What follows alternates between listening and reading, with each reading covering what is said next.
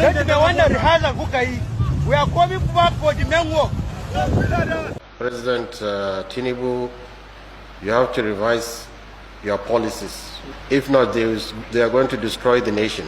It will also destroy the government.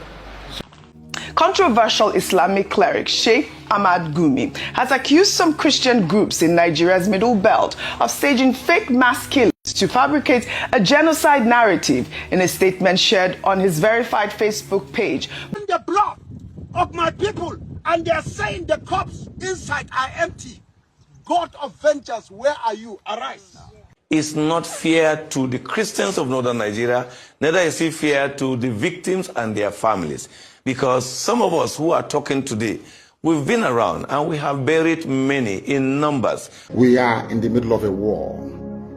The Fulanis have levied war on every indigenous population, ethnic group in Nigeria. Kabiru Sokoto that bombed Nyanyan in 2011. When they rearrested him, guess where they caught him? In the house of Shetima. Hello everybody, welcome back to Plan B TV News, Gist and Blog. I'm going to play you some certain videos that I came across on social media. And this video should mean a lot to you, especially if you're a Christian. If you're a Christian, please, I beg you in the name of God to watch this particular video so that you will know where we are going, and how it might end up if action is not taken. Now, these are videos from whom Nigerian Muslims are mimicking the people that they are emulating, the Islamization movement in Nigeria. But I want you guys to watch these particular videos, not just one, not just two, but I want you guys to watch this first one. When Muslims go and conquer the adjacent country, what do? We kill them all? No. The Prophet says, the first thing you do is call them to Islam. If they accept it, leave them. Khalas, they're Muslims, we go. If they refuse, then tell them to pay taxation, jizya. If they refuse, then we have to fight. And if we fight you, then we capture you, you become our slaves, and we take your land, and you take where, because you refuse, I give you two good options. What he said. If you don't believe, and if you don't submit, the only option that is left for you is either you pay tax or you remain slave. After you watch that, I also want you guys to watch this video. Muslims' companions left Mecca to go to a land that had no Muslims. We are in this country purely for the sake of Allah. What is our role now? Let me just quote for you an ayah of the Quran. Allah is saying, do not obey the disbelievers. Don't yield to them. And then He gives us the process of what to do next. وَجَاهِدْهُمْ بِهِ جِهَادًا كَبِيرًا. And so make jihad against them. What is your duty as a member of the Ummah? Now our physical jihad duty to fight the entire earth until we enter it into the Ummah. The future is ours. America will be a Muslim country. Russia will be a Muslim country. Islam will enter every house. We have to be a part of that change. And never, ever apologize. We're unapologetic. Never, ever compromise. We're uncompromising. You also listen to what they are doing. You also listen to their message. This movement is real. Now, I also want you guys to listen to this video. Now it's getting through Congress. So before it was by the sword, now it's getting themselves into parliament and then making laws that act as the sword, the Islamophobia law in Canada, M103. Yeah. Muslim Brotherhood. I find that there are only two things which are open to our movements. Ballot or bullet, nothing in between.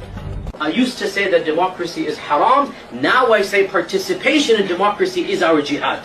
That's our jihad. We're going to fight not through the bullets, but the ballot. Going to the ballot and voting is now an obligatory action, fard ayn. And it is a jihad that is now needs to be done because this is our modern jihad. You can elect a person who wants is that in the past election, just this last election, there have been over 800 Muslim candidates running for office.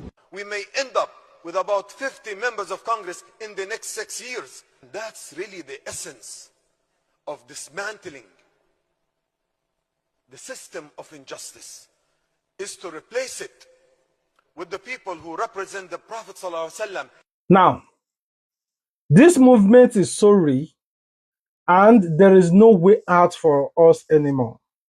I'm not against them doing whatever they are doing, but I'm against the Christian not doing what they ought to be doing. But how many of you remember Nnamdi Kanu? Nnamdi Kanu, whatever he was saying then, and this is the moment all of you should think that, now I know why they hold him out there, captive, that they don't want him to be released. But I want you guys to listen to the message he was sending year 2020, 2019, and all the things he was trying to warn Nigeria against that is before then now. I want you guys to watch it. Nigeria bribes every ambassador that comes to Nigeria. They give you loads of money, so you will never report what is happening in Nigeria. You don't know that. Your diplomats presiding over the slaughter of the innocent. You cannot speak the truth. We are in the middle of a war. The Fulanis have levied war on every indigenous population, ethnic group in Nigeria. All of you can see it. And that is why people are dying in Nigeria.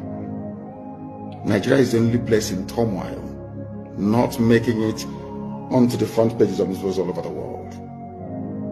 Nobody talks about it because they are all compromised. They've been bribed. Remember, the Northerners in Nigeria are so powerful. They controls anything you could ever imagine. Anything, the judicial, the armed forces, the Senate, the rep, the Aso Rock or the states, any way you could ever imagine, they controls it. They are the ones that hold Nnamdi Kanu captive. Some of the people in Southeast, like Igweke, all those people felt like, oh, it's because of what Nnamdi Kanu said. Nnamdi Kanu should remain there, but they don't know what is going on. The only people they believe that could stop their movements is who they are targeting. That is why when a bandit do something, they can give them amnesty. Either amnesty, clemency, presidential pardon, or peace deal. But when somebody from Southeast do it, na by Sandokosu, by executed, Jeto de Yahoo, executed, Nnamdi Kanu, arrested, Samuel Akpan, arrested. It is furious like that. But when it comes to the other way, it's peace deal. Anyway, you have watched Nnamdi Kanu video. Let me not just hold you there. Have you guys watched recently the videos, the interview, the post of Shai Gumi? Shai Gumi is so believing that all those things that you guys are complaining about are false. He said he did a forensic investigation, proved that all those caskets, they are buried, all those things is empty, nobody inside. Controversial Islamic cleric Sheikh Ahmad Gumi has accused some Christian groups in Nigeria's Middle Belt of staging fake mass killings to fabricate a genocide narrative. In a statement shared on his verified Facebook page, Gumi claimed that a doctor informed him that certain groups are burying empty coffins and recording the process as if real victims were killed to push the narrative of a Christian genocide. Gumi wrote on Facebook, a doctor wrote me, do you know that some Middle Belt Christian groups are now staging fake mass killings? They are burying empty coffins and recording the process as if real victims were killed just to push the narrative of a Christian genocide.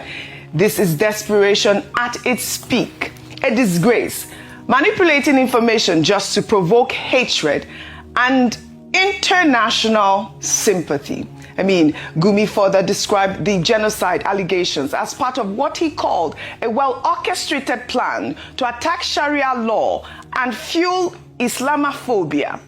He urged President Bola Ahmed Tinubu to summon the U.S. ambassador and demand an official retraction of Trump's threat or consider severing diplomatic ties with the United States. However, Northern Can President John Hayab has dismissed Gumi's claims, accusing the cleric of lying and manipulation. Rufai, I'd like for you to tie in both stories. First, the comment from Yusuf Tuga, and also, this is a serious allegation made by Sheikh Ahmad Gumi. Please, with due respect, I must have to beg. It's not that hard to tell the truth. There's Christian genocide. People like Sheikh Gumi, from saying that Muslims are being